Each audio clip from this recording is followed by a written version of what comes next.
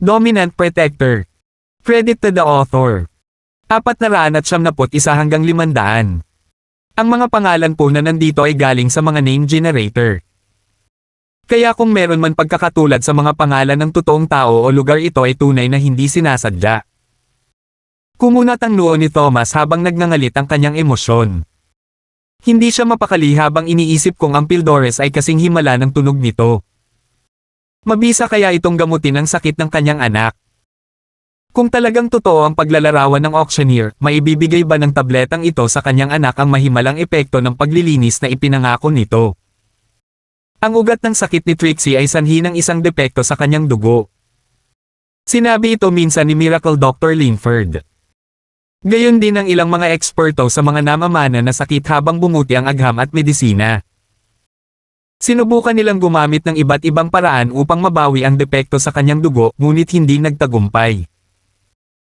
Kung talagang gumana ang Peel of Life Extension at Toxin Cleansing, gagawin ni Thomas ang lahat para makuha ang kanyang anak. Ang presyo, gayunpaman, ay isang hadlang na hindi niya kayang lampasan. Siya ay bahagi ng isang nangungunang lihim na departamento na may nakakagulat na mataas na taonang sweldo sa mga mata ng isang karaniwang tao. Ngunit marahil ay kailangan niyang hindi kumain ng kahit ano sa buong buhay niya upang halos hindi niya ito kayang bayaran. Tatay, anong meron? Curious na tanong ni Trixie matapos mapansin ang pag-aalinlangan sa mukha ng kanyang ama. Trixie, iniisip ko lang kung gagana rin sa iyo ang tabletang iyon. Sabi ni Thomas pagkatapos mag-isip. Hindi ko lang kaya. Haha. Nagsimulang tumawa si Trixie. Parang galing sa nobelang Shangxia ang bagay na iyon, paano ito magiging totoo? Huwag mong bilhin iyon, tatay, ito ay dapat na isang scam. Ngunit ang dalawang bidder ay matalinong tao. Umiling si Thomas. Isa sa kanila ay si Celestino, ang anak ng pinakamalaking CEO ng kumpanya ng elektroniko sa North. Maaaring siya ay mula sa isang mayamang pamilya, ngunit hindi siya spoiled na bata. Siya ay talagang mahusay na negosyante. Pero bakit parang crybaby siya para sa akin? Nakatayo ba siya doon umiiyak dahil hindi niya makuha ang peel? Napakurap si Trixie. That fatty was quite something, pero anong ginagawa niyang umiiyak ng ganyan? Ganyan talaga siya. Pero hindi siya umiiyak sa lahat ng oras, kapag may nangyari lang, ani Thomas. Ang isa pang lalaki ay isang mas malaking shot, ang una sa linya sa house lane na mana ni Iron Lake, si Tommy, kahit na mas malamang na maging isang tulala. Pero ano? Mayaman sila, at kadalasang bumibili ang mga mayayaman ng mga bagay na bihira at kakaiba. Hindi talaga naniniwala si Trixie na magiging ganoon kalakas ang peel. Tingnan natin. Nagpa siya si Thomas na bisitahin si Tommy pagkatapos. Kung talagang gumana ito, makakakuha siya ng isa para sa kanyang anak na babae sa anumang halaga. Ang pangalawang tableta ay nakahanda para sa pagbid, ngunit ngayon na ang batayang presyo ay naitakda na sa 100 milyon, marami sa mga interesadong kalahok ang nagsimulang manood muli. 150 milyon. Si Fatty Boy ay tumalon muli gamit ang kanyang bid board. Hindi na nagulat ang mga tao sa pagkakataong ito na nasaksihan lang nila si Fatty Boy na gumawa ng bid na 250 milyon. Sa hitsura nito, siya ay ganap na determinado na siya ang mag-uuwi ng tabletang ito. Matapos makita si Fatty Boy na lumaban kay Tommy para sa tableta, naunawaan ng karamihan na ang tableta ay dapat na tunay. Ngunit hindi iyon nangangahulugan na magtapon sila ng ilang daang milyon para dito. Paano kung ang mga epekto ay hindi kapansin-pansin? O kung ito ay nagdagdag lamang ng higit pang mga taon sa buhay ng isang tao? Kung gayon hindi ito magiging katumbas ng halaga. Ang isa ay maaaring gumawa ng higit pa sa 200 milyong dolyar. Hindi na kailangang bilhin itong Peel of Life Extension at Toxin Cleansing. 200 milyon. Itinaas ni Tommy ang kanyang board na ikinagulat ng lahat. Nagsisimula ng magpanik si Fatty Boy. Tommy, goddammit. Sinusubukan mo bang guluhin ako? Ano sa tingin mo ang ginagawa mo? Meron ka na, iwan mo ako. Ano bang problema mo? Ito ay isang patas na kompetisyon. Ang pinakamataas na bidder ang nanalo. Ito ay patas lamang, sabi ni Tommy habang nakatingin kay Fatty Boy. Alam niya na hindi siya masyadong mabait, ngunit sa mga ganitong pagkakataon kailangan ng isa na manindigan. Kung makukuha niya ito ng 200 milyon, kukunin niya ito. Kung hindi, nagpa siya si Tommy na hahayaan niya ito. Kung tutusin, napakaraming pera lang ang kaya niyang gastusin. Ang pagkakaroon lang ng isang Pill of Life extension at toxin cleansing ay nasiyahan na siya. 250 milyon. Itinaas muli ni Fatty Boy ang kanyang board habang binigyan niya si Terence ng bahagyang ngiti. Naunawaan kaagad ni Terence na sinusubukan ni Fatty Boy na itaas ang presyo ng tableta. Hindi niya ito pinigilan, hinayaan siyang magpatuloy sa pagbibid. Magbid ka. Bibili tayo, biglang utos ng nasa gitnang gulang na lalaki sa tabi ng Haldan. Tumigil sandali ang Haldan bago sumagot. Naiintindihan, Uncle. 280 milyon. Sabi ng Halden, itinaas ang kanyang bid board. Maaaring ang Yorks ang mga host, ngunit nakalaan pa rin sa kanila ang karapatang lumahok sa bidding. Kaya lang, walang masyadong bagay na nakatawag ng pansin sa York family. Nagulat ang mga tao sa biglaang paglahok ng Halden sa bidding. Kung tutusin, halos hindi na itinaas ng House York ang kanilang board sa nakalipas na ilang taon dahil alam ng lahat na ang isang York na nagbid ay nangangahulugan na walang susubok at makipaglaban. Hindi lang ito dahil sa takot sa lakas ni House York. Ang susi ay walang gustong gumawa ng kaaway sa pamilya. Anumang bagay na pumukaw sa kanilang mata ay mapupunta sa kanilang mga kamay, anuman ang presyo. Bilang resulta, lahat ng iba ay mawawalan sa tuwing itinaas ng isang York ang kanilang bid board. Dahil sa pag-unawa nito, umiwas din ang pamilya York na itaas ang kanilang board upang maiwasang masira ang kanilang reputasyon. Gumawa lamang sila ng mga pagbubukod sa mga bagay na talagang gusto nila. Ang kanilang bid sa Pill of Life extension at toxin cleansing ay nangangahulugan na sila ay titigil ng walang bayad para makuha ang item. Ang pill ay kasing ganda ng kanila. Ngunit ang mga York ay hindi gagawa ng anumang bagay na magre-resulta sa pag-uusap ng mga tao sa kanilang likuran. Ang bid na ginawa ng Halden ay makatwiran. Iyon ang presyong binayaran ni Tommy para sa kanyang tableta. Walang pambubuli dito. Ito ay napakapatas sa nagbebenta. Naturally, walang ibang gumawa ng isa pang bid pagkatapos ng Halden at ang pangalawang tableta ay sa kanila para sa pag-inom. Ang ikatlong tableta ay nakahanda na para sa pagbid at ito na ang huli. Marami ang nag-aalinlangan habang nag-iisip. Talagang ayaw nilang gumastos ng 2 hanggang 300 milyon para sa isang tableta na ito. Hindi sila House York o House Lane at hindi rin sila Fatty Boy. Kailangan ng kanilang mga pamilya ang pera para sa kanilang mga negosyo at ang 280 milyon ay napakataas ng halaga. Ngunit mayroong isang tao na nakatakdang kumuha ng huling tableta na ito, si Miracle Dr. Kang. Hindi siya nagsagawa ng anumang tamang pagsasaliksik sa huling Pill of Life extension at toxin cleansing, kaya't kailangan niyang iuwi ang isang ito. Kahit na walang nagmula sa pananaliksik, maaari niyang kainin ito at magdagdag ng ilang taon sa kanyang habang buhay. 472. Mukhang ang Pill of Life extension at toxin cleansing ang sikat na item ngayong auction. Sisimulan na natin ang pagbibid para sa final pill.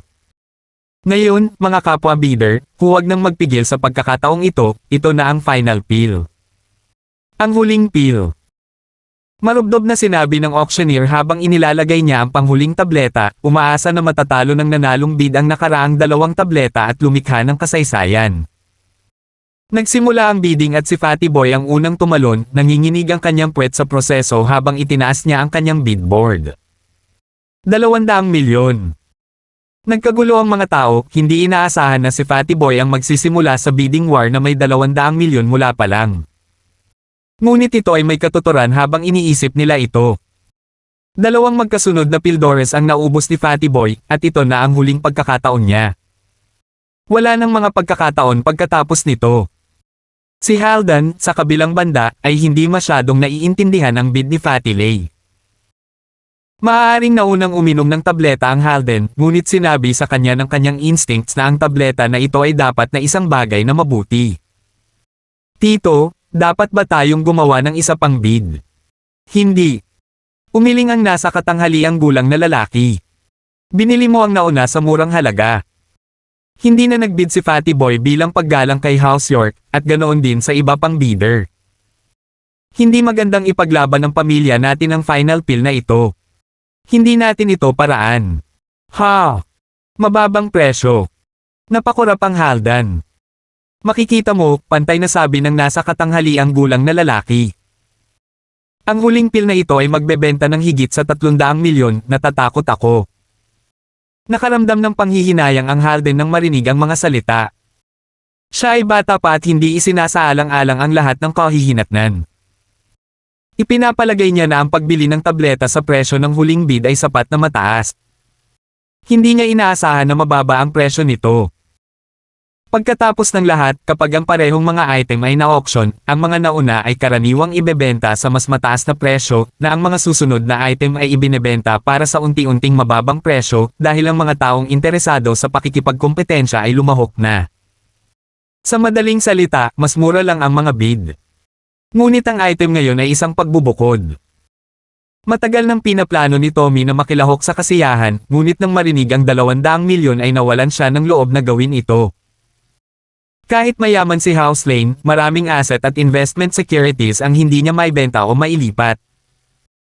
Dagdag pa, kahit na mayroon siyang maraming magagamit na mapagkukunan, hindi niya magagawa ang lahat ng ito sa pagbili ng mga table tasks, hindi ba? 210 milyon.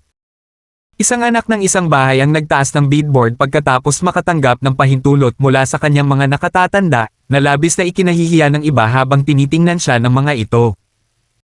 Ang mga tao ay nagdaragdag ng 10 milyon sa bawat pagtaas ng mga bid. Hindi ba't ang 10 milyon ay napakaliit na bilang? 250 milyon. Mabangong sabi ni Fatty Boy. Kumunat ang noo ni Miracle Dr. Kang. Gusto niyang sumali sa bidding sa second round pero hindi niya inaasahan na sasabak ang York family. Hindi siya nang ahas na labanan ng Yorks para sa tableta, kaya kailangan niyang sumali sa ikatlong round. Ngunit nilinaw ni Fatty Boy na wala siyang balak magpigil sa pagkakataong ito.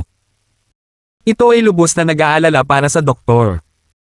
Tahimik na nakaupo sina Terence at Martin at ang tanging nakatayo at itinaas ang kanyang board ay si Fatty Boy. Bilang resulta, walang kakakita kina Terence at Martin. Hindi rin masyadong nag-iisip si Miracle Dr. Kang. 280 milyon. Sinabi ni Miracle Dr. Kang pagkatapos ng ilang pagsasaalang-alang na nag-aalok ng mataas na presyo na ibinente ng huling tableta. Akala niya ay susuko na si Fatty Boy pagkatapos ng bid na iyon, ngunit ang buhay ay talagang puno ng mga sorpresa. 300 milyon. Itinaas ni Fatty Boy ang kanyang board nang hindi man lang nagdadalawang isip. Matapos ang isang maikling paghinto, naunawaan ng lahat sa karamihan kung bakit napakalayo ang pupuntahan ni Fatty Boy. Sumuko na siya sa unang pill dahil marami pang pagkakataon na darating, at umatras siya sa bidding sa pangalawang pagkakataon dahil sa pagkakasangkot ng York family. Ayaw niyang labanan si House York at kinailangan niyang sumuko. Ang ikatlong tabletang ito, gayunpaman, ay ang kanyang huling pagkakataon. Wala siyang ibang pagpipilian. Sa lahat ng iyon sa isip, ang 300 milyon ay talagang hindi ganoon kataas na presyo. Medyo asar si Miracle Dr. Kang kay Fatty Boy. Ito ay pang-aapi. Hindi siya kailanman gumawa ng anumang mas mataas na bid noong inaaway siya ni Tommy o kapag nagbibid ang Haldan. Kailangan lang niyang magbid ng 300 milyon pagdating sa kanya. Sa mga nauna ng una, inakala ni Miracle Dr. Kang na 280 milyon ang malamang na magagarantiya sa kanya ng tableta, ngunit ang mga bagay ay hindi gaanong simple kaysa sa inaakala niya. Ano ang dapat nating gawin, Ama? Kumunat ang noo ni Gilier. Ito na ang huling pill of life extension at toxin cleansing at hindi nagpipigil ang mapahamak na mataba na iyon. Sina Jimmy at Benny, na nakaupo sa tabi nila, ay nakitang kakaiba. Elder Kang, ang pill of life extension at toxin cleansing ba na ito ay talagang mahalaga? Hindi sila sinagot ni Miracle Dr. Kang, sa halip ay bumaling kay Gilier. Hindi mahalaga kung determinado siyang uminom ng tableta. Kailangan nating maging pinakamataas na bidder. Napakahalaga ng tabletang ito sa ating pamilya. Naiintindihan ko. Maliwanag na alam ni Gilier ang iniisip ng kanyang ama. Kung masusuri nila ang mga bumubuo sa tableta, mabibilang ng mga kang ang mga araw hanggang sa kanilang pinakadakilang kaluwalhatian. Maaaring ito ay isang matagal nang nawawalang sinaunang gamot, sabi ni Miracle Doctor Kang sa magkapatid na Turner pagkatapos makipag-usap kay Gillier. Pinaplano kong saliksikin ito pagkatapos bilhin ang tableta. Oh, nakikita ko. Hindi nakakagulat na ang mga bid ay ganito kataas, kung gayon. Kaya ito ay isang sinaunang gamot. Sabi ni Jamie, naiintindihan ang nangyayari. Kung gayon, talagang sulit ang pagbili nito. Sa iyong kaalaman, Elder Kang, siguradong magiging maayos ang pagsasaliksik. Haha, hindi iyon sigurado. Kung tutusin, hindi ba ang mga nakadiscover sa tableta na ito ay isang kumpanya din ng Miracle Doctor? Kahit na hindi pa nila nagawang tapusin ang pananaliksik. Kailangan lang nating subukan at tingnan, sabi ni Miracle Doctor Kang, na labis na nasiyahan sa sinabi ni Jimmy. Si Gillier, kabilang banda, ay gumagawa ng isa pang bid. 320 milyon. 350 milyon. Sigaw ni Fatty Boy bago pa man magsalita ang auctioneer. Tumigil si Gillier habang natatakpan ng pawis ang kanyang noo. Siguradong mayaman ang Fatty Boy na ito. Hindi siya nagpigil kahit kaunti. Ituloy mo. Masakit ang Miracle Doctor Kang na gumastos ng ganito kalaking pera, ngunit ang buong kumpanya ng gamot ay may halos 500 milyong dolyar na halaga ng mga movable resources na magagamit niya para sa bid na ito. 380 milyon. Itinaas muli ni Gillier ang kanyang board. Malinaw na nag-alinlangan si Fatty Boy, ngunit muling itinaas ang kanyang board bago nagsalita ang auctioneer. 400 milyon. Pahayag ni Fatty Boy. Ang mga tao ay sumabog sa isang mainit na kaguluhan, habang ang lahat ng mga mayayaman at mga bilyonaryo ay nanatiling tikom ang kanilang mga bibig. Bagamat malinaw na sina Tommy at Halden ang kanilang pagkilala sa tableta, ito ay isang bagay pa rin na wala talagang alam sa kanila. Ang pagbabayad ng ganito kalaki para sa isang misteryosong tableta ay hindi isang bagay na kanilang gagawin. 473. Ngunit habang nakatayo, sina Fatty Boy at Miracle Doctor Kang ay sinasangkot ang kanilang mga sarili sa isang bidding war para sa tableta. Miracle Doctor Kang. Isa siyang titan ng medikal na mundo, at kahit ang mismong titan na iyon ay nakikipaglaban na gumastos ng milyon-milyon para sa tabletang ito. Ang tableta ay talagang isang himala na tableta. Lahat ay kumbinsido. Nanghihinayang silang hindi nagbid noong unang round. Magaling si Tommy. Maaga niyang inagaw ang sarili niya ng miracle pill noong mababa pa ang presyo, pero binibid na ito ngayon ng 400 milyon. Sa nakikita nila, maaaring hindi pa ito ang huling presyo. Gaya ng inaasahan, muling itinaas ni Gillier ang kanyang board pagkatapos sinenyasan siya ni Miracle Doctor Kang. 410 milyon. Hindi na siya naglakas loob na magbid sa pagkakataong ito. Ang mga Kangs ay mayroon lamang humigit kumulang 500 milyong dolyar na halaga ng mga movable fund at ang sobrang pagbibid para sa tableta ay tiyak na makakaapekto sa negosyo ng pamilya. Ngunit tumahimik si Fatty Boy pagkatapos ng bid ni Gillier. Ipinagpalagay ng lahat na ito ay dahil naubusan siya ng pera at nagpasya siyang mag-withdraw. Maliban sa pagtingin niya kay Terence, may ngiti sa kanyang mukha. Boss, ang mga Kangs ay malamang na malapit na sa kanilang limitasyon. Maaari kong taasan muli ang bid, at magagawa pa rin nilang makipagsabayan, ngunit anumang bagay na higit pa rito ay walang garantiya. Oo, maganda ang isa pang bid. Ngumiti si Linford ni. Si Fatty Boy ay hindi masyadong mabait sa mga Kang, ngunit si Terence mismo ay hindi masyadong gusto ang pamilyang iyon. Walang dahilan para pigilan niya si Fatty Boy na manggulo sa kanila. 410 million going once, 410 million going twice, ang auctioneer ay huminto sa pangalawang tawag at lumingon kay Fatty Boy, tinitingnan kung gusto niyang gumawa ng mas mataas na bid. Hindi na kailangang sabihin, nagalit ito kay Miracle Doctor Kang. Ano sa mundo ang naisip ng auctioneer na ito na ginagawa niya? Kinailangan ba niyang tingnan si Fatty Boy kahit hindi niya magawang tamaan ang huling martilyo? Hinihikayat ba niya ang mataba na ipagpatuloy ang pakikipaglaban sa kanya? Ngunit naging mabisa ang mga mata ng nagsusubasta na nagpapasigla. Nagngangalit ang kanyang mga ngipin, tumayo si Fatty Boy at muling itinaas ang kanyang board. 420 milyon. Nanlamig si Miracle Doctor Kang habang isinusumpa niya sa isip ang fucking auctioneer. Ito ay ang auction ni House York, gayunpaman, at hindi talaga maipahayag ni Miracle Doctor Kang ang kanyang opinyon kahit na gusto niya. Nilamon niya ang kanyang pagkadismaya at sinenyasan si Gilier na bumangon muli. Pagkatapos ng lahat, ang Miracle Doctor Kang ay may label na ang Pill of Life Extension at Toxin Cleansing na isang ganap na kayamanan. Sa pagtingin sa mga bagay, malaki ang posibilidad na mayroon lamang itong 3 tabletang ito. Ang pagwawalang bahala sa pagkakataong ito ay magiging pangwakas, at ang Miracle Doctor na si Kang ay kinailangang igiit ang kanyang mga ngipin at lumaban hanggang wakas. 430 milyon. Itinaas ni Gilier ang kanyang board. 430 milyon ang pupunta ng isang beses. 430 milyon ang pupunta ng 2 beses. 430 milyon ang pupunta ng 3 beses. Nabenta. Gusto ng auctioneer na hayaan si Fatty Boy na magpatuloy sa pagbid, ngunit sa kasamaang palad ay umatras ang lalaki, maliwanag na dahil naubusan siya ng pera at nakumpirma na ang kanyang pag-withdraw. Ang lalaki ay hindi gumagalaw kahit 1 pulgada. Si Tommy ang pinakamasayang tao sa silid sa sandaling ito na nakakaramdam ng labis na kasiyahan sa kanyang sarili. Akala niya ay mahal ang 280 milyon para sa isang tableta, ngunit nakuha pala niya ang kanyang tableta sa murang halaga. Hindi man lang makuha ni Fatty Boy ang huling tableta sa halagang 420 milyon, natalo ito kay Miracle Doctor Kang sa halagang 430. Sa totoo lang, nagkamali siya. Hindi si Tommy ang pinakamasayang tao sa bulwagan. Si Fatty Boy, ang naglaro sa buong auction hall. Ang 3 tabletang ito ay nagdala sa kanilang kumpanya ng halos $1 bilyong ng kita. Ito ang pinakamahalagang bahagi ng buong paglago ng kumpanya, at sa 1 bilyong ito ay napakaraming bagay ang magagawa nila.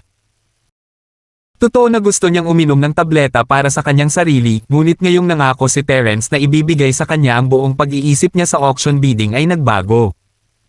Boss, nakakagulat, tama.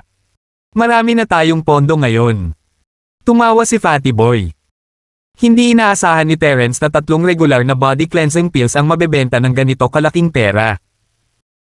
Ito ang mga bagay na inilagay ng matanda sa isang lata para kainin niya na parang matamis noong bata pa siya. Ha! Makukuha mo rin ang iyong bahagi. Si Terence ay lubos na humanga sa mga kasanayan sa negosyo ni Fatty Boy. Malamang na walang paraan na mabenta ang mga table tasks ng napakalaki kung hindi dahil kay Fatty Boy. Salamat, boss. Masiglang tumango si Fatty Boy. Ngunit nang malapit na ang auctioneer sa susunod na item, may nagsalita sa audience. Hindi ba't dapat ibahagi sa lahat ang magagandang bagay, Little Haldan? Hindi ba mayroon pang mga pills of life extension at toxin cleansing? Hindi man lang kami nakapagbid at sold out na. Hindi masyadong patas. Ito ay si Jerry Wollington, ang pinuno ng Iron Fist Wollingtons. Medyo may pangalan siya. Ang ibig sabihin ng Jerry ay kahangahangang martial arts. Tila hinahalikan niya ang kanyang sariling puwet, ngunit sa parehong oras ay ganap itong nabigyang katwiran. Pagkatapos ng lahat, siya ay isa sa napakakaunting mga mystic class na manlalaban. Siya lang ang naglakas loob na makipag-usap sa isang York ng ganito. House Wollington ng Iron Fist, isang sinaunang bahay. Habang nasa ibabaw, ang Wollington family ay tila isang bahay na kasing lakas ng Lanes, ito ay isang bahay na mahigit 1 siglo na ang edad. Ang mga bahay na tulad nila ay laging may trump card. Kung dinala ng pinuno ng House Wollington ang kanyang martial prowess para maging matyaga, ito ay magiging isang panoorin na kulang sa napakaganda. Kahit ang York family ay itinuturing silang mabigat. Masasabing hanggat nananatili si Jerry bilang pinuno ng Wollington family, walang sino man ang magbabawa sa kanila.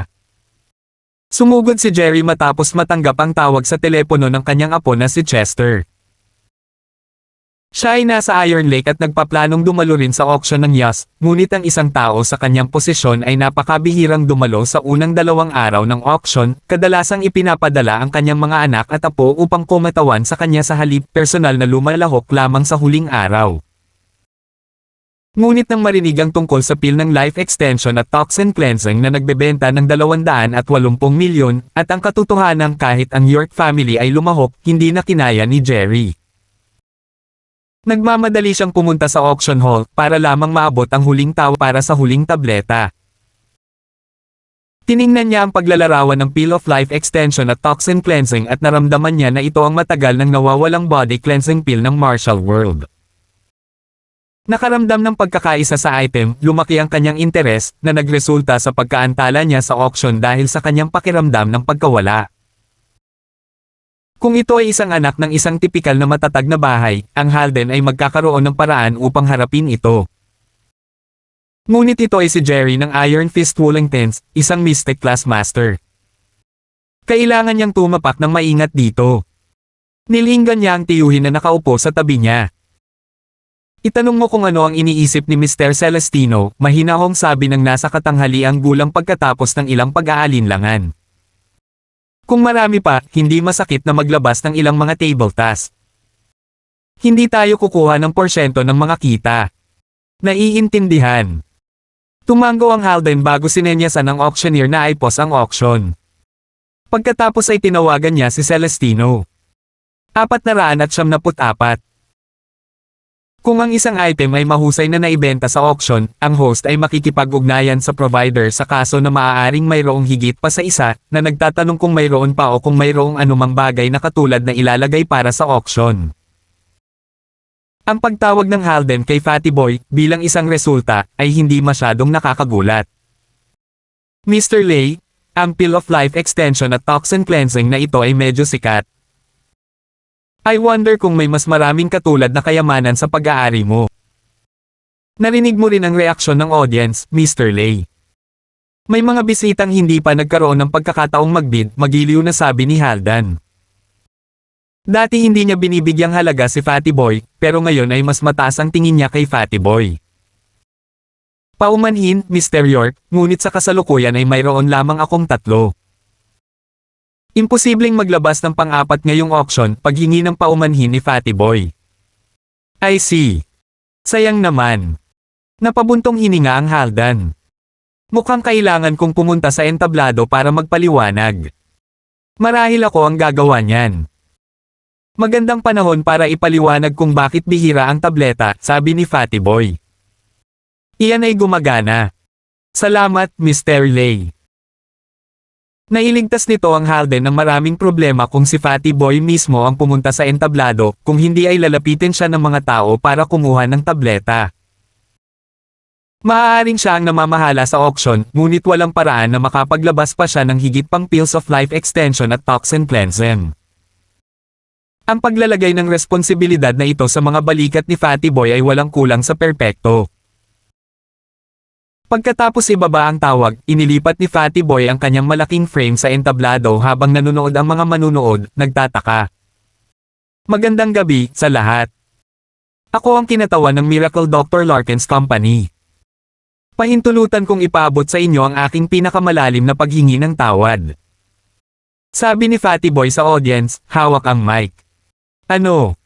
Lahat ng nakikinig ay nanlaki ang mata kay Fatty Boy. Ang lalaking ito ay bahagi ng Miracle Dr. Larkin's Company. Bakit siya gaway sa bidding kanina? Binili ba niya ang ibinebenta niya para tumaas ang presyo? Marami sa mga bisita ang nagsimulang sumimangot, hindi masyadong nasiyahan sa mga kinikilos ni Fatty Boy. Kung tutusin, hindi naman masyadong maganda ang ginawa niya. Walang mali dito sa papel, dahil alam ng lahat sa auction ang mga patakaran, kinuha ni House York ang 1% ng kita. Ang ginawa ni Fatty Boy, gayunpaman, ay nakakasira pa rin sa kanyang pangalan. Ang pinakaasar ay walang iba kundi si Miracle Dr. Kang. Itinuring na napakababa ang bid ni Tommy, kaya hindi siya masyadong naapektuhan sa pagsisiwalat, ngunit ang Miracle Dr. Kang, sa kabilang banda. Gumastos siya ng 430 milyon. Iyon ang karamihan sa lahat ng movable fund na mayroon ng House Kang. Pinaglaruan sila ni Fatty Boy. Ang Peel of Life Extension at Toxin Cleansing na ito ay ginawa gamit ang mga constituent na napakabihirang. Ang proseso mismo ng pagpino ay napakakomplikado rin, at inabot si Professor Martin ng halos 1 taon upang lumikha ng 5 sa mga peels. Nag-alok kami ng 3 para sa auction. Napailing na sabi ni Fatty Boy. Bahagyang nabalance ng mga salita ni Fatty Boy ang emosyon ng madla.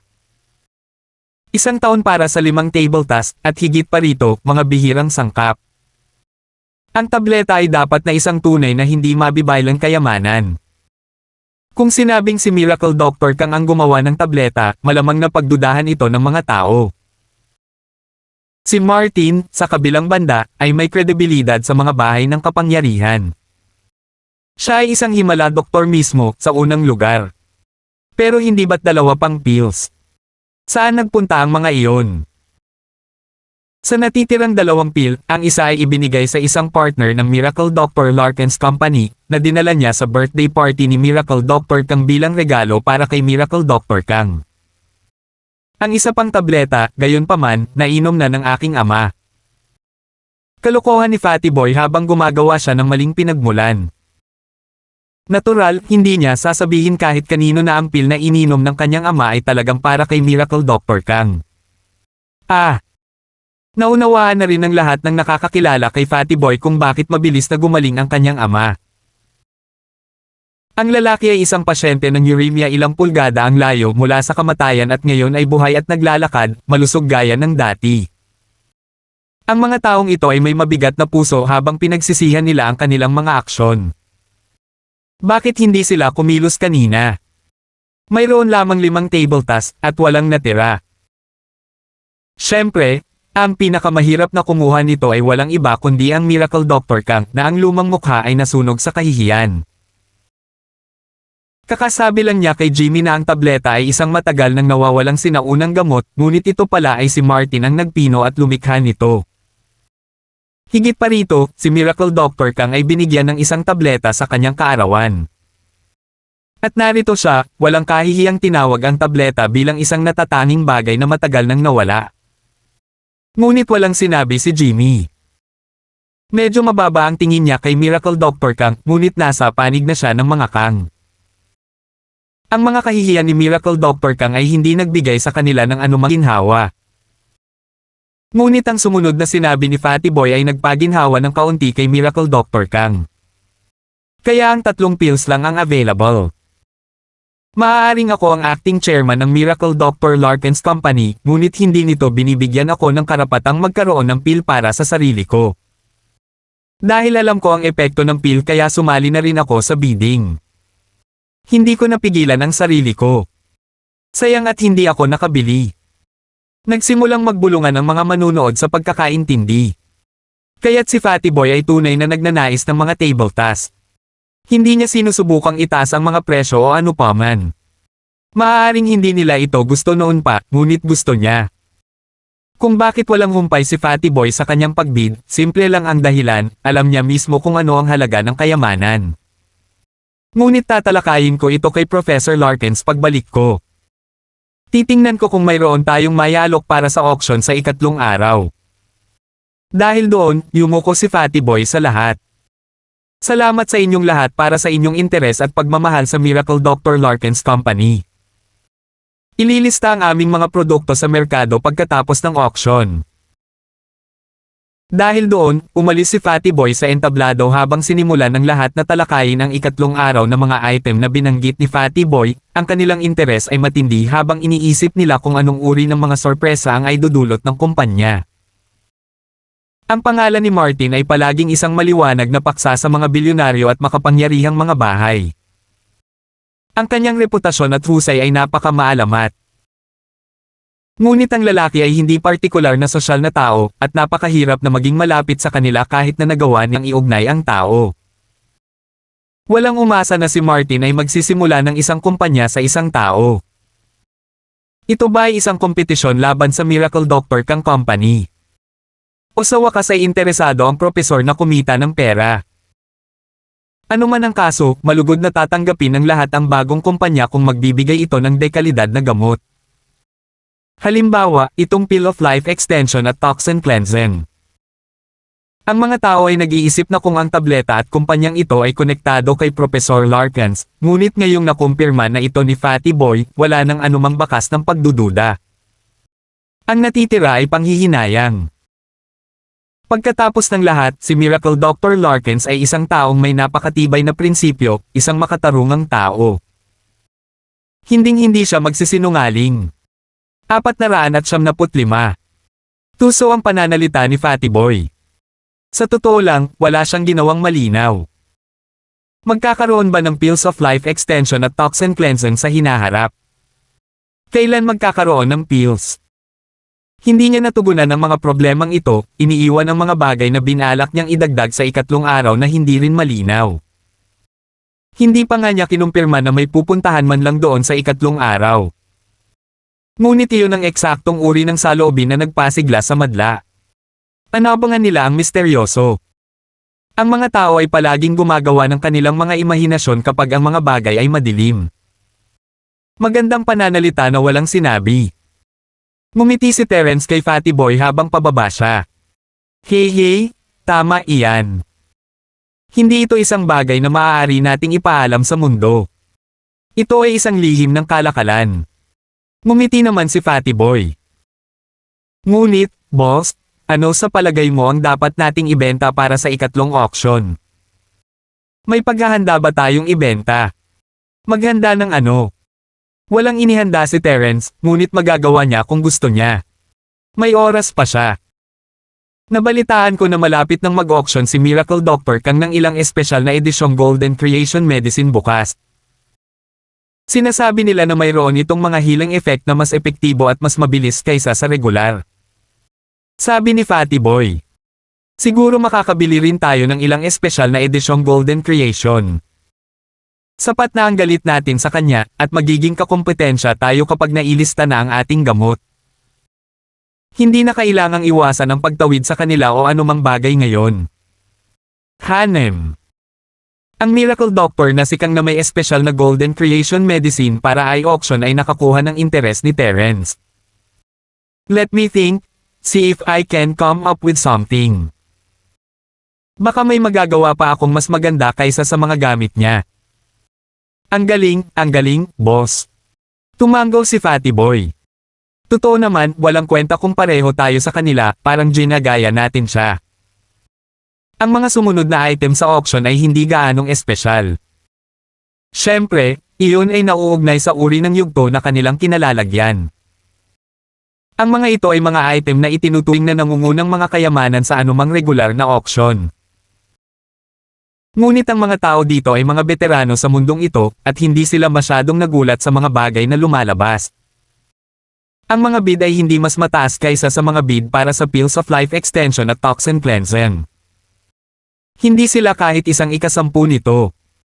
Nawala ng interes si Terence, kaya umalis si Fatty Boy sa kanyang upuan.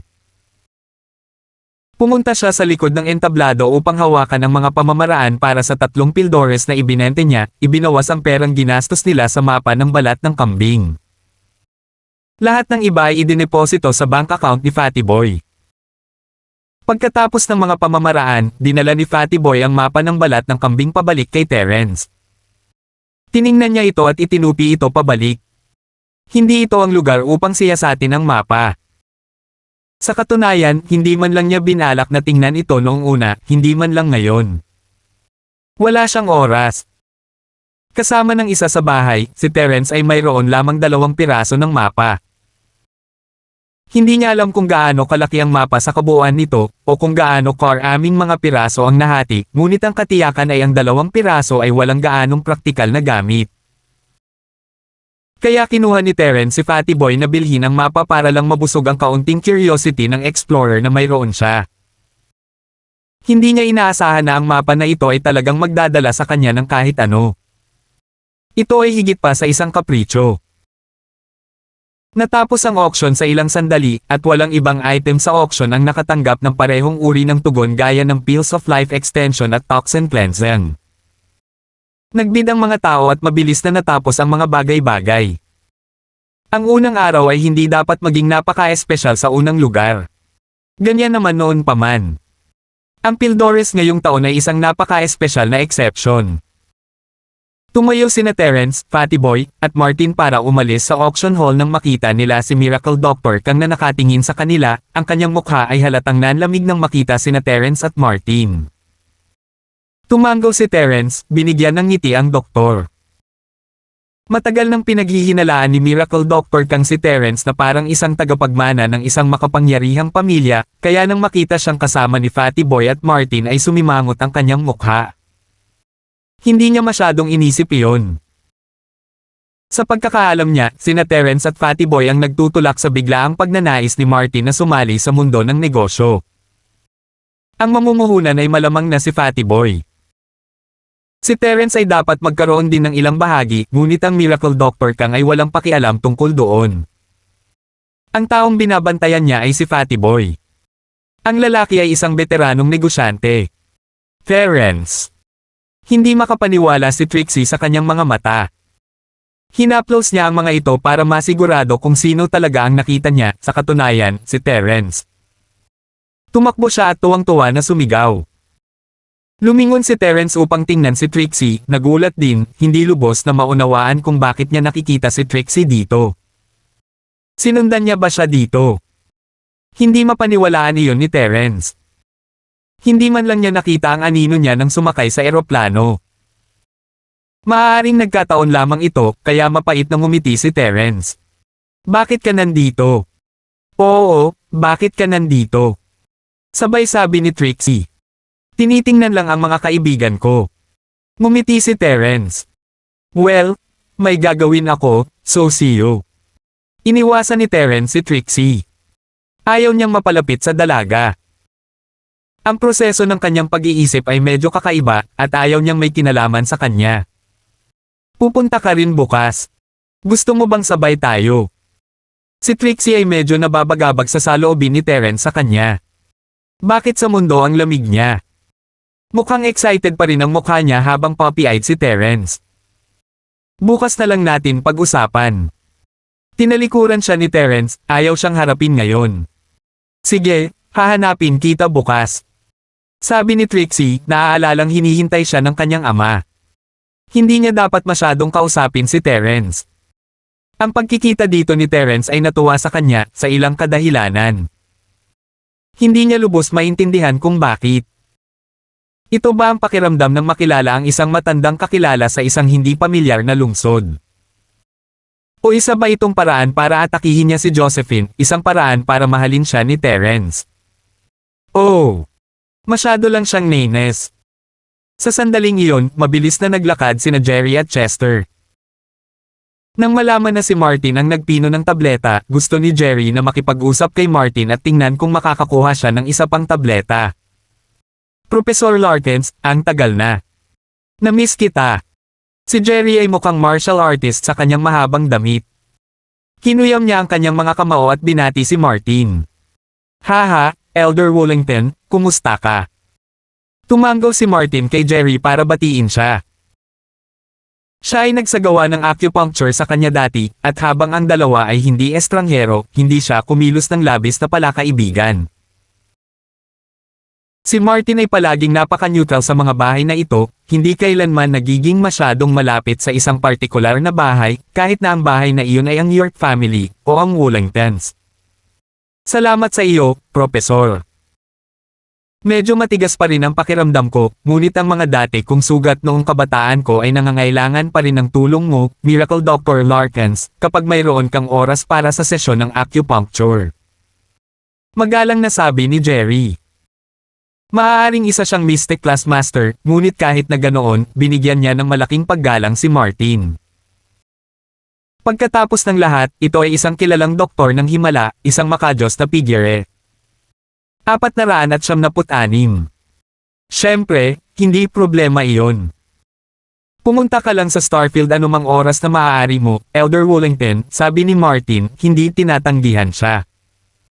Ngunit hindi siya kailanman nagkusa na personal siyang puntahan sa kanilang bahay. Naunawaan ng lahat ng pinakamakapangyarihang bahay at bilyonaryo ang katigasan ng ulo ni Martin sa bagay na iyon. Okay lang siya sa paggagamot sa iyo at hindi niya pinag-isipan ang presyo, ngunit hindi siya umalis sa sarili niyang tahanan para gamutin ang kanyang mga pasyente. Ang tanging paraan ay ang makita siya sa Starfield. Ito rin ay dahil kailangan pang ihanda ni Martin ang kanyang mga aralin para sa unibersidad. Sa ganang kanya, siya ay isang propesor, at ito ang kanyang tungkulin na mag-aral. Ang pagbibigay ng lecture sa kanyang mga mag-aaral ang prioridad. Sige, bibisitahin kita mamaya. Nakangiting tumango si Elder Wellington. Lolo, ito ang lalaki. Siya ang sinabi ko sa iyo. Hindi lang si Janason ang pinuntahan niya, nagpanggap pa siyang isang miracle doctor. Con artist siya, at nasample ako ni tita dahil sa kanya. Sabi ni Chester matapos mapagtantong si Terence ang nakaupo sa tabi ni Martin. Ang galit at kahihiyan ay namuo sa kanyang ulo habang siya ay nawawalan ng dahilan, itinuro si Terence at sinisigawan siya ng biglaan.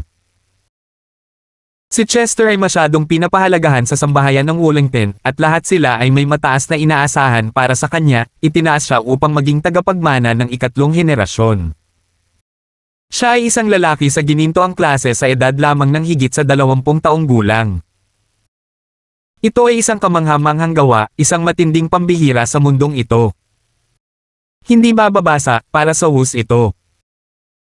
Kaya't ibinigay ng pamilya Wellington kay Chester ang lahat na nagresulta sa isang matapang na saloobin at maliit na pag-iisip. Hindi niya hahayaang lumipas ang anumang bagay na mali sa kanya. Nang makita si Terence, kumilos siya nang hindi man lang pinag-iisipan ang mga bagay-bagay. Mabilis na nagdilim ang mukha ni Martin. Para sa kanya, si Terence ay isang guro at isa ring kaibigan. At least, para siyang nakatatandang kapatid kung nasa isang sekta sila. Natural lang na hindi siya matuwa sa mga taong nagsasalita masama kay Terence.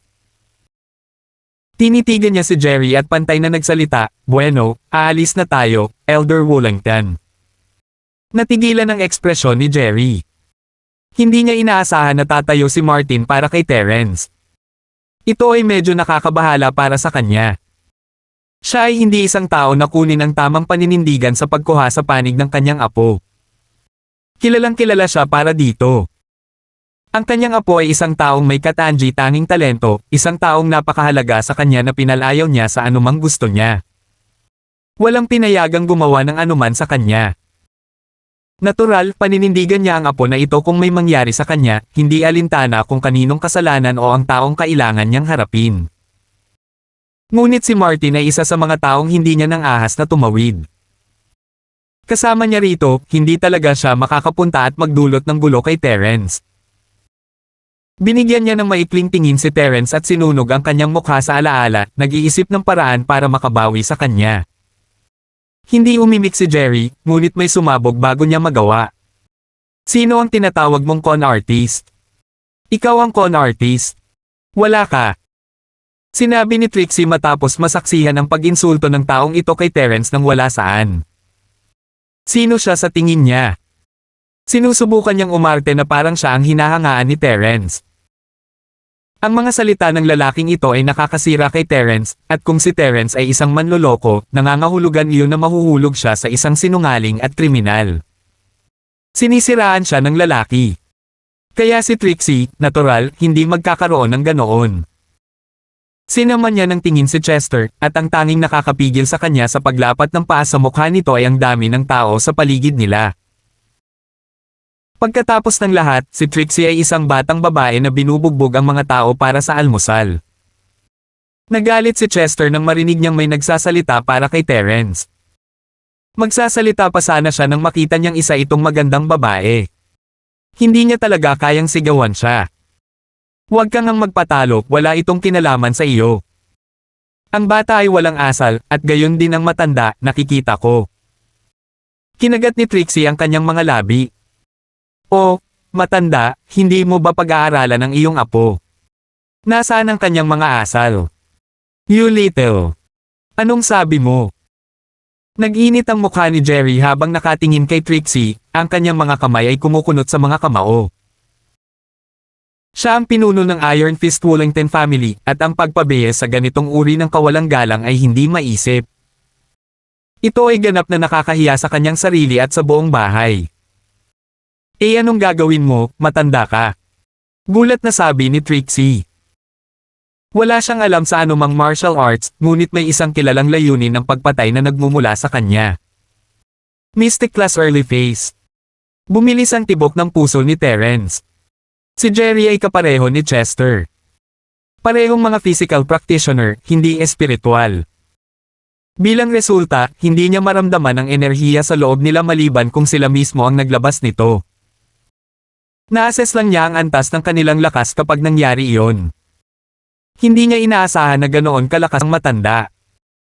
Walang kamalay-malay na ginalaw ni Terence ang kanyang katawan, isang mapait na ngiti sa kanyang mukha.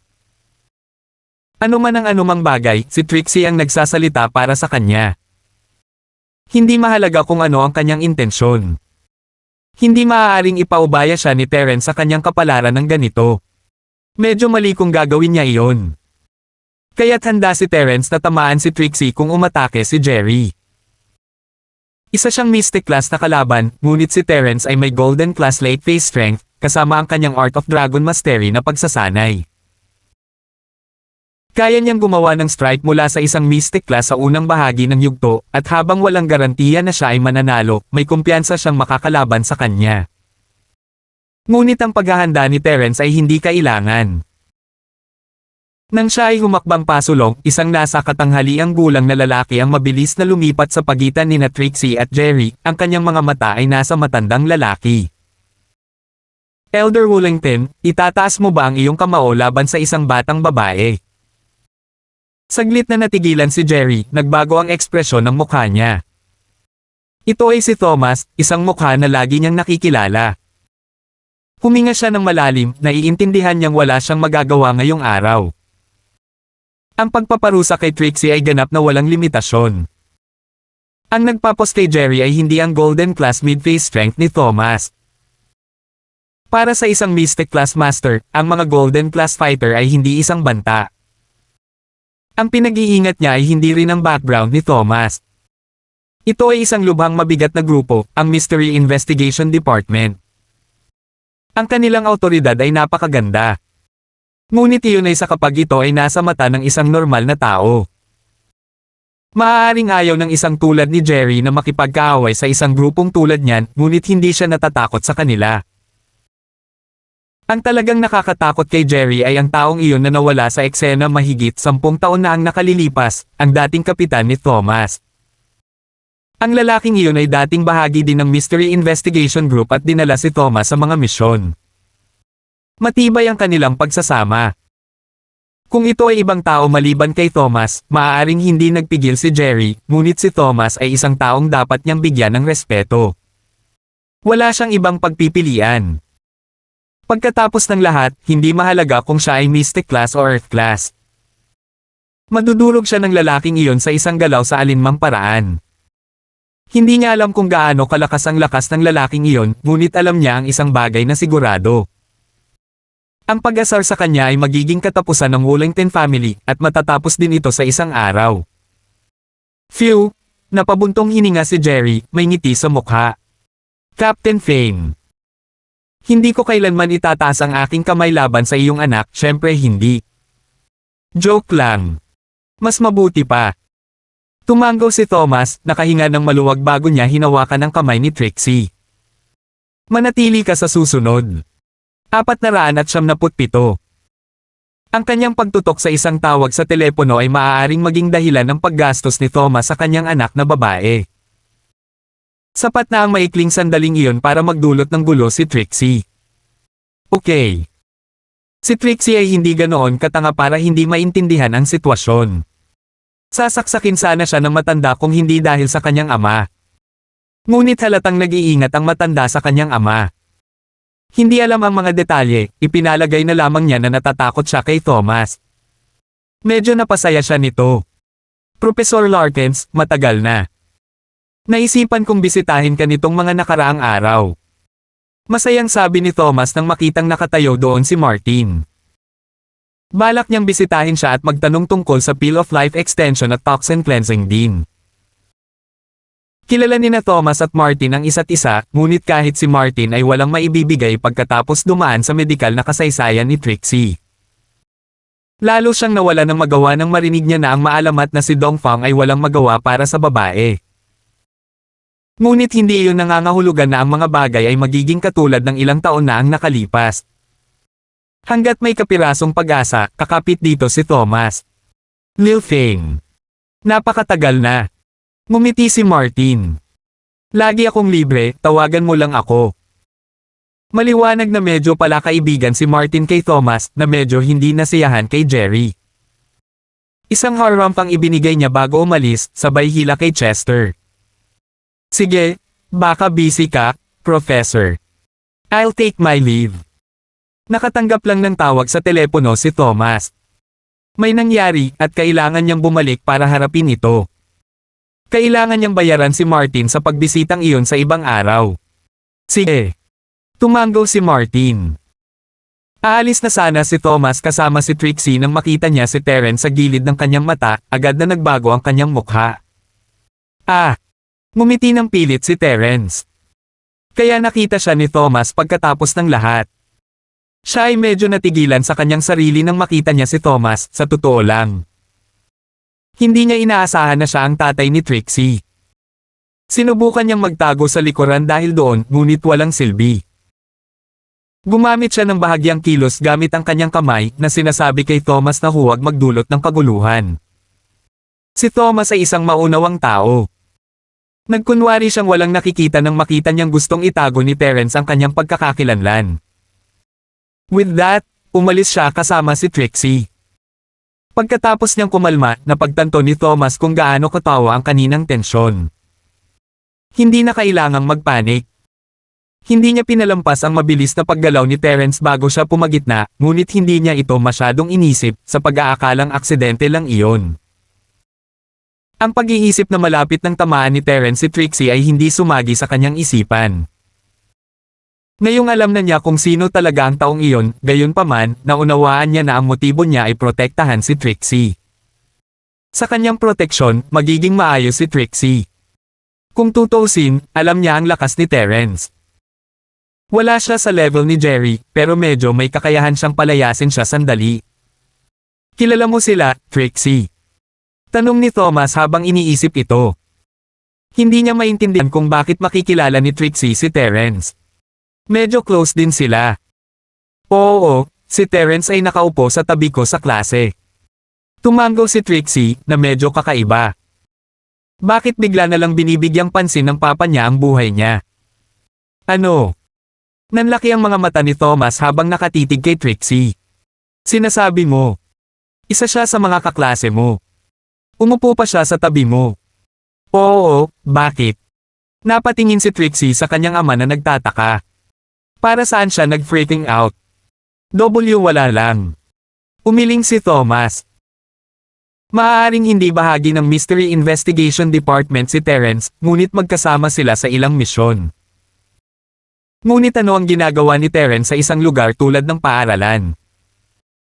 Alam ang kanyang background, ito ay isang lubhang kakaibang bagay na natutunan niya. Hindi lang ikalabindalawang grader na siya ngayon, nakaupo pa siya sa tabi ng kanyang anak sa klase. Hindi ba masyadong nagkataon iyon? Ngunit hindi niya talaga kayang ipaalam kay Trixie ang tungkol kay Terence. Kaya lang niyang itago ang kanyang hinala.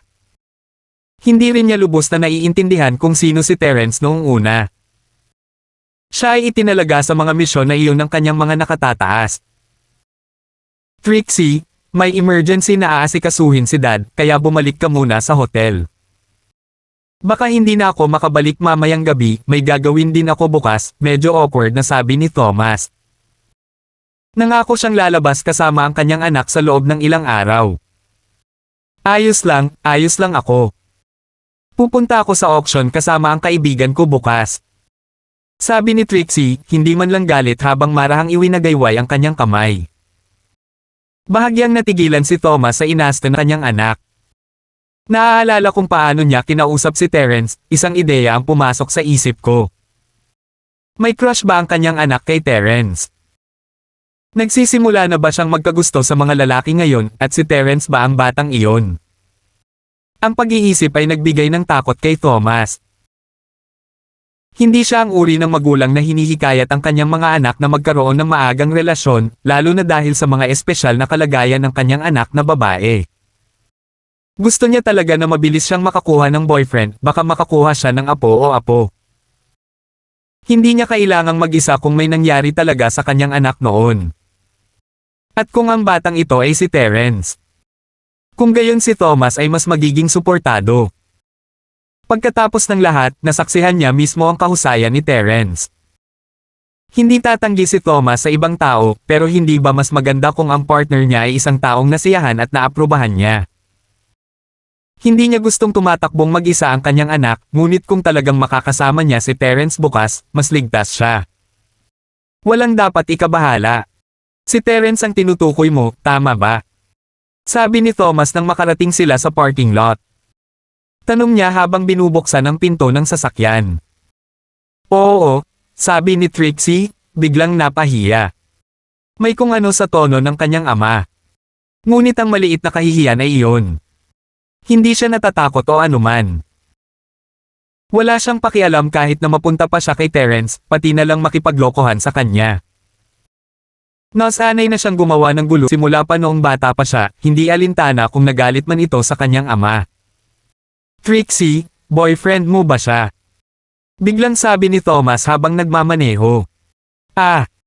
Hindi inaasahan ni Trixie ang ganoong direktang tanong. Napahinto ito ng kaunti bago siya nauutil. Hindi yon. Hindi. Tanong ulit ni Thomas. Mukhang medyo protective ka doon. Classmates tayo, okay.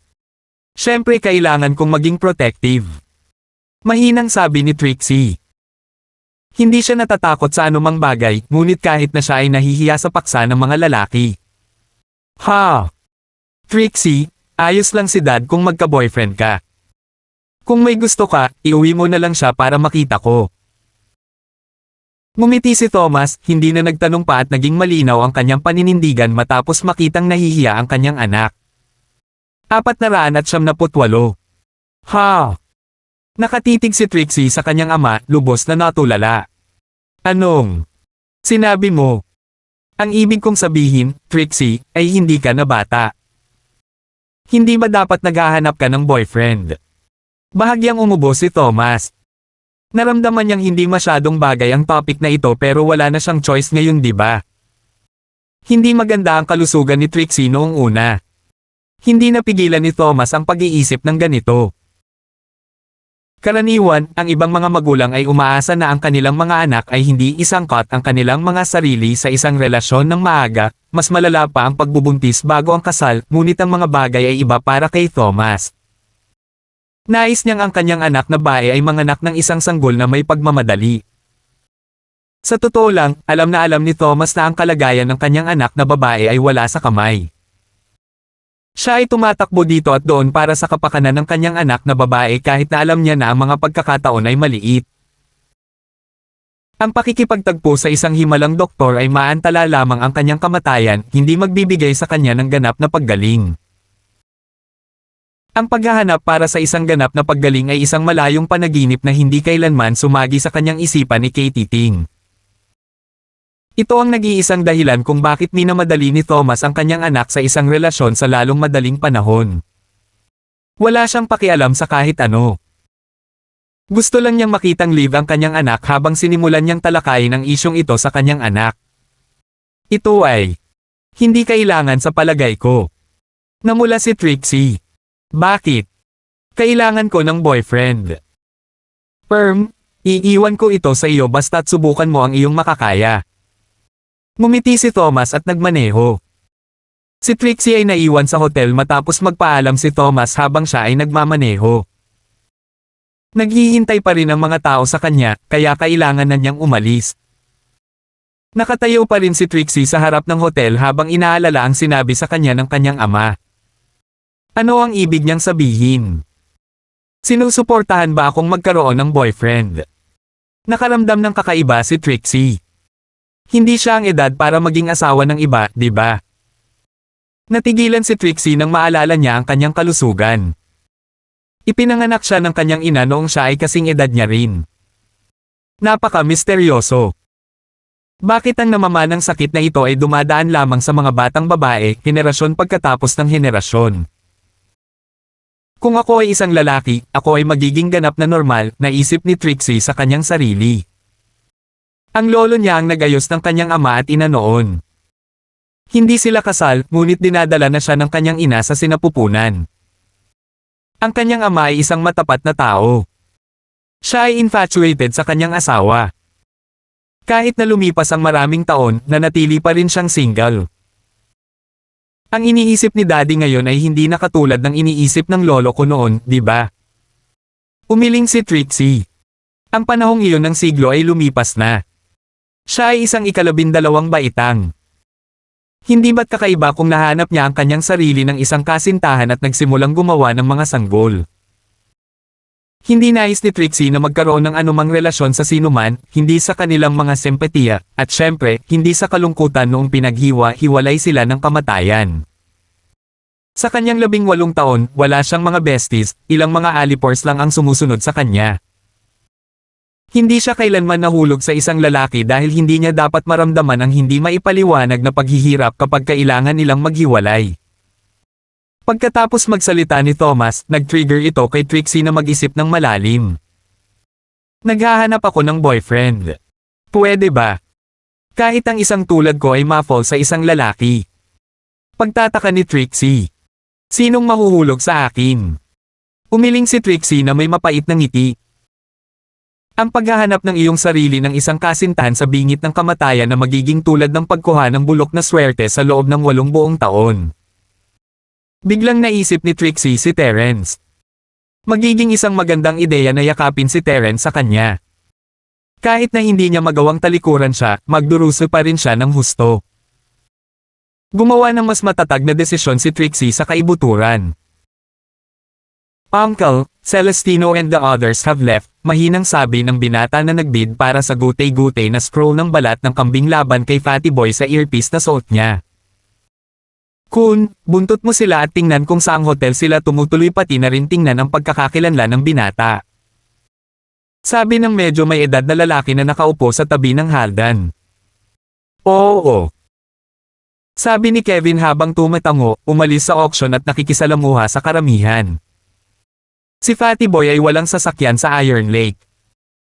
Hindi kalayuan ang tinitirhan ng 3 sa auction, halos 1 kilometro ang layo kaya nagpasya silang maglakad na lang pabalik. Maaaring mataba si Fatty Boy pero hindi naman ganoon kalala ang stamina niya. Samantala, regular na nag-eehersisyo si Martin kaya nagkaroon siya ng malusog at malakas na katawan. Para kay Terence, hindi man lang ito naging issue para sa kanya sa simula. Nagsimulang maglakad ang 3 pabalik sa hotel bilang ehersisyo nang hindi humihinto ng taxi para makakain sila ng hapunan sa kafe pagkatapos mag-ehersisyo ng kaunti. Boss, nakapagdesisyon ka na ba kung ano ang ibibid sa panahon ng auction? Muling pinaalalahanan ni Fatty Boy si Terence baka sakaling makalimutan niya ito pagkatapos lang niyang masaksihan ang stunt. Hindi naman. Kumunat ang noo ni Terence habang malalim ang iniisip. Ang Miracle Dr. Kang ay naglalabas ng limitadong edisyong gamot na Golden Creation para sa auction. Kung maglalabas siya ng katulad na espesyal na edisyon ng gamot na Golden Creation, tiyak na magdaragdag ito ng mga hinala na ito ay isang copycat. Boss, sa nakikita ko, hindi mo kailangang i-stress dito. Ang paggawa lang ng katulad na espesyal na edisyon ng Golden Creation ay higit pa sa sapat basta ang magkabilang partido ay may mga barahan na laruin. Iminungkahi ni Fatty Boy nang makita niyang nahihirapang magdesisyon si Terence. Hindi ba iyon ang gawa ng isang copycat? Hindi ba tayo magiging dehado sa yugtong ito? Balik tanong ni Terence. Boss. Hindi ko rin ginustong mangyari iyon, ngunit dahil nasa maagang yugto pa tayo ng pagsisimula ng isang kumpanya, sa palagay ko ay hindi natin dapat i-announce ang napakaraming produkto ng biglaan.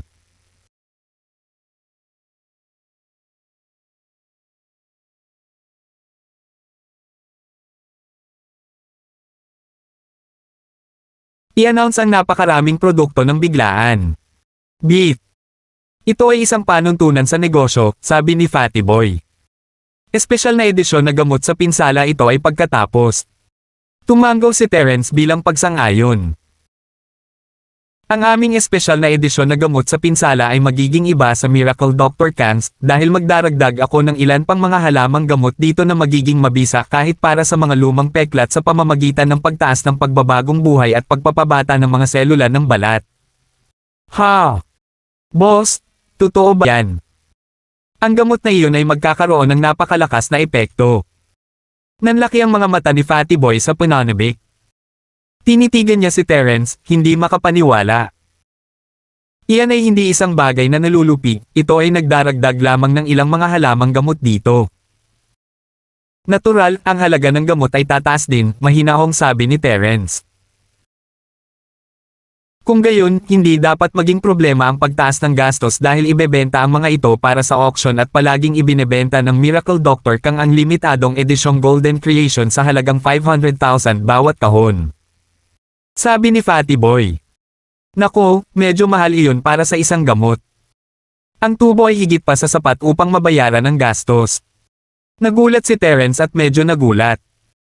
Isang kahon ng Golden Creation para sa 500,000. Wala iyon. Ang 500,000 ay isang maliit na halaga lamang para sa mga mayayaman. Kumikita sila ng 10,000 bawat segundo. Ang pagbawi ng paper cut sa susunod na araw ay mas mabuti para sa kanila na kumita ng mas maraming pera. Tumawa si Fatty Boy, to be honest, ako mismo ang bumili ng box last year. 499. Kaya ang Miracle Doctor Kang ay hindi nagbebenta ng isang kahon ng limitadong edisyon ng Golden Creation sa isang taon, hindi ba? Tanong ni Terence. Isang kahon. Mayroong hindi bababa sa 20 kahon bawat taon, ngunit maaari lamang itong ibenta ng $500,000 max. Ang mga unang nag-aalok ng 500,000 ay agad na makakakuha nito, na inaalis ang nakakapagod na proseso ng bidding. Ang lahat ay tungkol sa bilis at first come, first serve basis, sabi ni Fatty Boy. Kung ganoon ang kaso, maaari ko bang ipagpalagay na ang bawat kahon ay maaaring ibenta sa halagang 500,000? Tumanggaw si Terence at nagpatuloy sa pagtatanong. Hindi naman. Ang unang ilang kahon ay madaling umabot ng 500,000, ngunit habang tumatagal ang bidding, lumiliit ang mga katunggali, at natural na bababa ang presyo sa 400,000 o kahit 300,000, paliwanag ni Fatty Boy.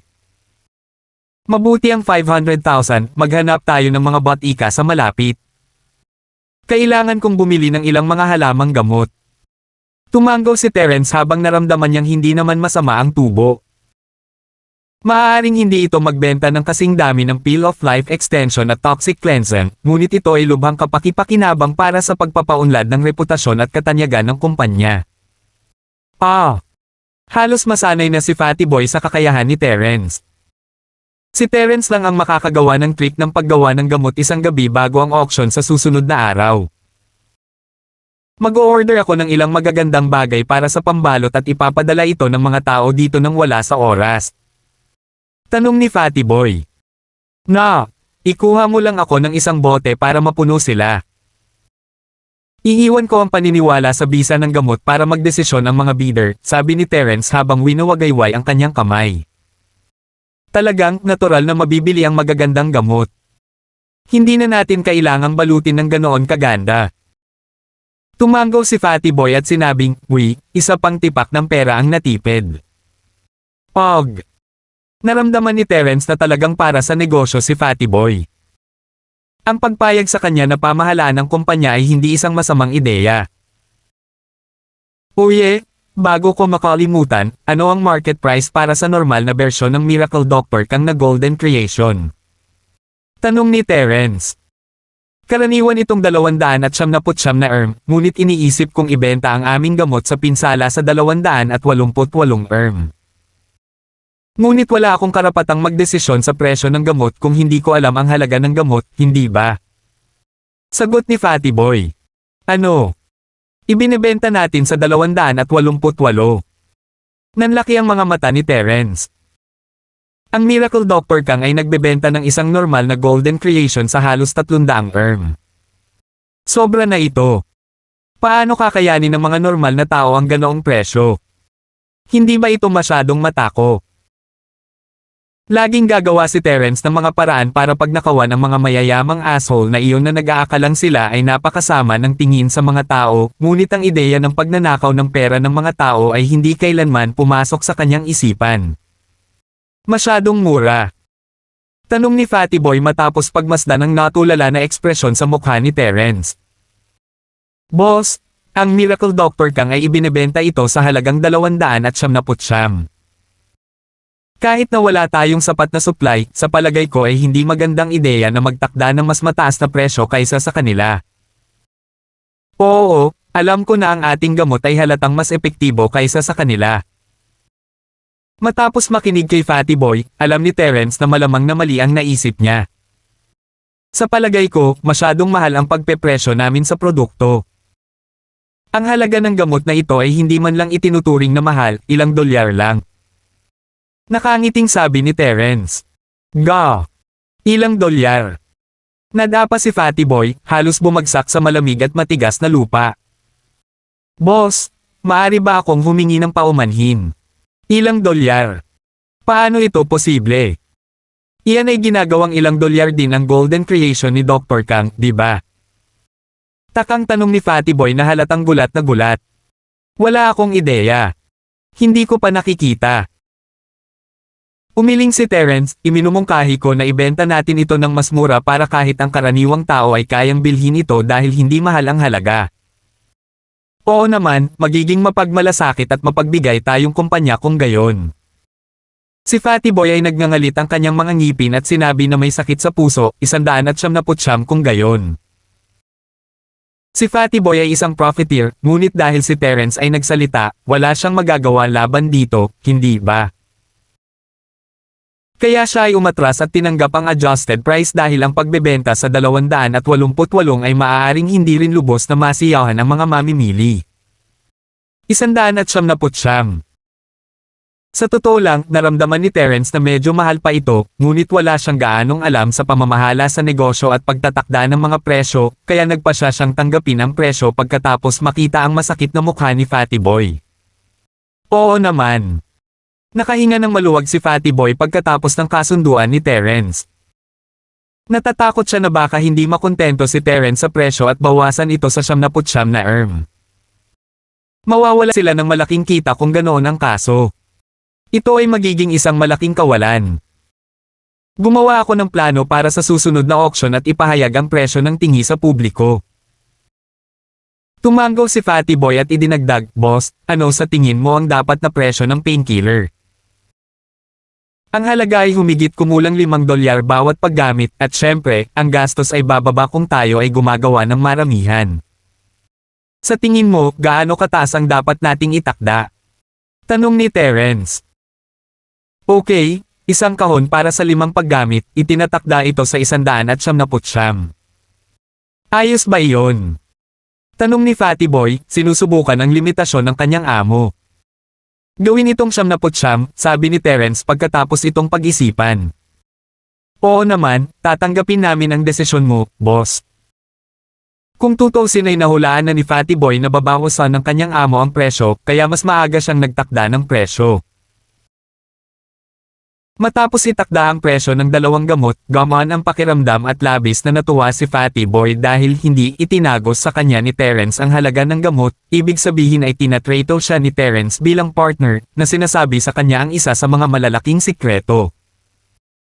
Pagkaraan ng ilang sandali, pumasok ang tatlo sa isang medyo malaking botika. Hindi kumuha ng anumang race ata si Terence at sinabi lang sa staff kung ano ang gusto niya. Kahit na si Terence ay nagkaroon ng tiwala sa pagitan nila ni Fatty Boy, hindi pa rin niya lubos na pinagkakatiwalaan si Fatty Lay, kaya natural siyang magsasabi ng ilang walang kwentang halamang gamot. Ang dami ng mga halamang gamot ay random din. May pangunahing nasasakupan pa ang pangalanan, ngunit hindi niya ginawa. Sa halip, humingi siya ng ilang pambihirang halamang gamot para lang malaman na hindi sila available. Okay lang boss, marami namang botika sa Iron Lake. Maaari ko ring hilingin sa mga tao na bilhin ito para sa iyo, sabi ni Fatty Boy matapos malaman na ang mga halamang gamot ay hindi magagamit. Hindi na kailangan. Maaari nating tingnan ang iba pang mga botika, nakangiting sagot ni Terence. Pagkatapos mag-impake ng mga halamang gamot, si Fatty Boy ay naniningil upang magbayad. Hindi naman gaano, ilang daang dolyar lang. Si Martin ay isang matapat na tao. Hindi niya gaanong pinagtuunan ng pansin ang pagsasaulo ng binili ni Terence doon maliban na lang kung inaalok ni Terence ang race ata sa kanya. Kung hindi, si Martin ay hindi man lang kumikilos sa negosyo ng mga tao. Hindi nagtagal pagkaalis ng tatlo, bahagya pang nag-alinlangan ang binata na si Kevin at palihim na pumasok sa kulisan nilang botika. Mayroon lamang isang mahabang ruta papasok at palabas ng botika kaya may kumpiyansa si Kevin na hindi siya mawawala sa kanila. Kaya pumunta siya sa botika. "Hello there, pwede mo bang sabihin sa akin kung ano ang binili nilang tatlo sa tindahan?" Magalang na tanong ni Kevin sa empleyado sa shop. Sa huling oras na ito, walang masyadong customer kaya isang empleyado na lang ang kailangan nila. Maswerte si Kevin dahil hindi na niya kailangang magtanong dahil isa lang ang target na mabiktima. 500. "Fatty boy, dalhin mo si Lolo Larkin sa side shop at hintayin mo ako, may aayusin ako." Huminto si Terence sa kanyang paglalakad at binigyan ng utos si Fatty boy. "Oh, okay." Hindi sigurado si Fatty Boy kung ano ang tungkol kay Terence, ngunit pagkatapos basahin ang kanyang ekspresyon, tila ayaw niyang magpaliwanag, kaya nagpa siya si Fatty Boy na manahimik na lang at ihatid si Lolo Larkin sa pinakamalapit na tindahan. Si Terence, samantala, ay mabilis na lumiko at nagmamadaling naglakad pabalik sa tindahan. Hindi niya alam na may mag-stock sa kanila sa unang araw ng pagdating niya sa Iron Lake. "Excuse me, sir." Matamis na ngumiti ang empleyado kay Kevin. "Sikreto ang mga pagbili ng aming mga customer." Walang alinlangan na napakagwapo ni Kevin tulad ng pangunahing karakter sa isang Korean drama. Ang empleyado ay hindi maiwasang tumingin sa kanya ng kaunti kaysa sa nararapat. Kumunat ang kilay ni Kevin na hindi makapaniwala. Siya ay palaging lady killer, ngunit dito tinanggihan ng empleyado ang kanyang kahilingan. Kahit na nabigo siya sa unang pagtatangka, hindi siya sumuko. Inilabas niya ang kanyang wallet at naglabas ng ilang daang dolyar, inilagay ito sa counter. "Hey, pretty, give me some face, will ya?" Kapatid ko ang pumasok na iyon. Nakakuha daw siya ng race ATA, at nag-aalala ako na baka lumala ang race ATA ng aking ama, kaya narito ako upang kumpirmahin ang pagiging maaasahan ng race ATA. "Oh, kaya ganyan." Medyo natunaw ang puso ng homely na empleyado. Talagang kaakit-akit si Kevin, ngunit mas nakakaakit ang cash sa counter. Ang mga manggagawang ito ay palaging naghahanap buhay, kumikita ng halos 2,000 erm sa isang buwan, kaya ang 500 erm ay isang malaking pang-aakit na hindi nila kayang labanan.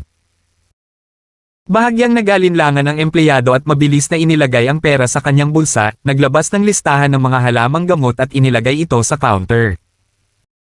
"Maaari mong kopyahin ito, ngunit hindi mo ito maaaring alisin." Si Kevin ay nagkaroon ng hindi kapani-paniwalang pagsasaulo. Sa pamamagitan lamang ng pag-scan sa listahan kapag naisalo niya ang lahat ng pangalan ng mga halamang gamot. "Nag-practice ako ng gamot. Alam ko ang mga epekto ng mga halamang gamot sa pamamagitan lamang ng pagtingin sa kanila. Mahusay, walang anumang mga problema. Salamat ng marami."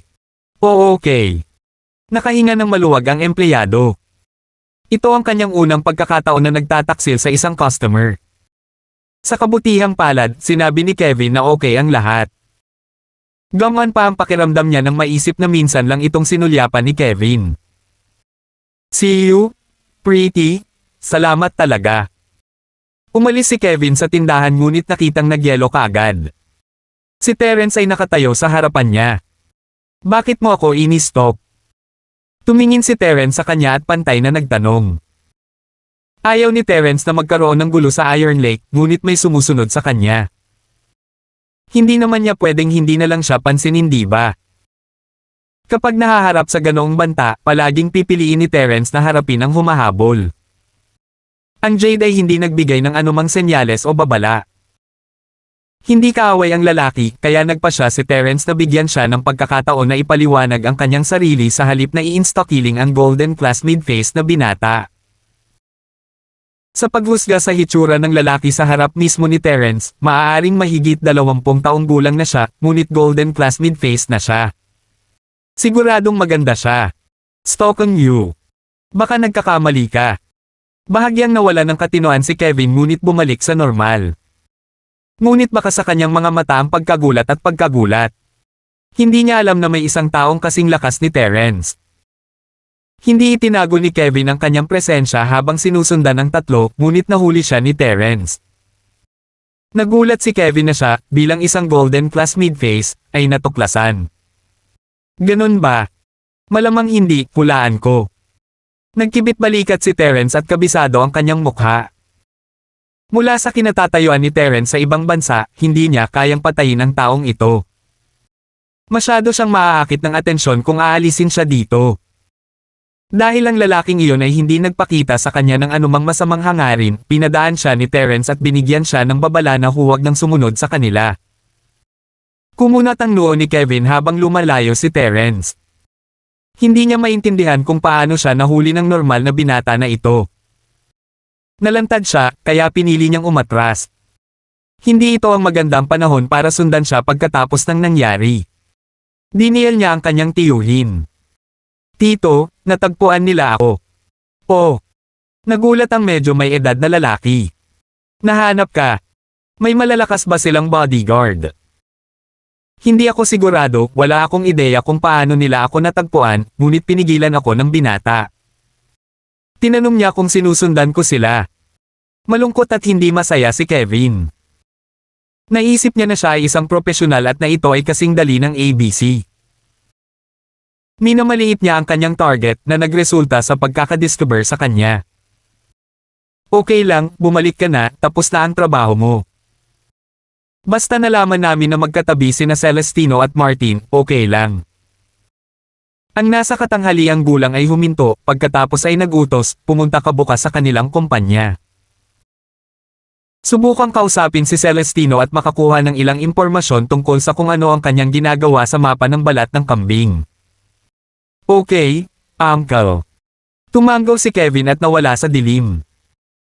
Hindi binanggit ni Kevin sa kanyang tiyuhin kung ano talaga ang nangyari sa botika. Pumasok si Terence sa tindahan at nakita niya sina Martin at Fatty Boy na nag-window shopping. Natural, hindi sila pumunta dito para mamili, kaya nang makita nila si Terence ay naglakad sila patungo sa kanya. Naayos na ba? Tanong ni Fatty Boy. Oo, wala lang. Actually, nakilala ko lang ang isang matandang kaibigan. Ngumiti si Terence. Pinili niyang huwag sabihin sa kanila ang tungkol sa stalker. Ayaw niyang mag-alala si Lolo Larkins dito. Sinabi sa kanya ng instinct ni Terence na hindi siya hinahanap ni Kevin. Maaaring dahil sa dramang nangyari sa auction ay sinundan sila ni Kevin out of curiosity, nakita kung paano siya nakalabas sa pharmacy kanina lang.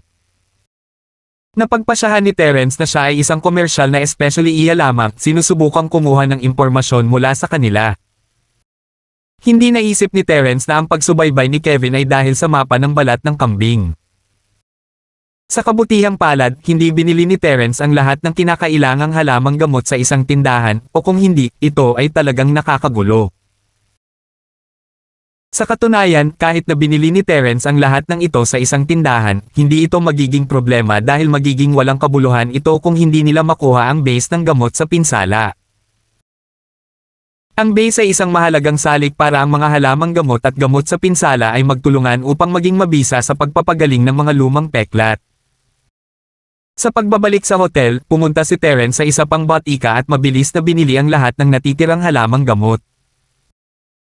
Gaman ang pakiramdam ni Terence matapos makita na si Fatty Boy ay tila walang pakialam o kabisaduhin ang mga halamang gamot na kanyang binibili. Pagkabalik nila, sinimulan ni Terence ang paggawa ng espesyal na edisyong gamot sa pinsala gamit ang kanyang mga kamay. Hindi ito espesyal o mahirap para kay Terence, kaya mabilis niyang napuno ang maliliit na bote ng gamot na binili nila kanina. Salamat po at sinamahan ninyo ako, ingat lagi mga master.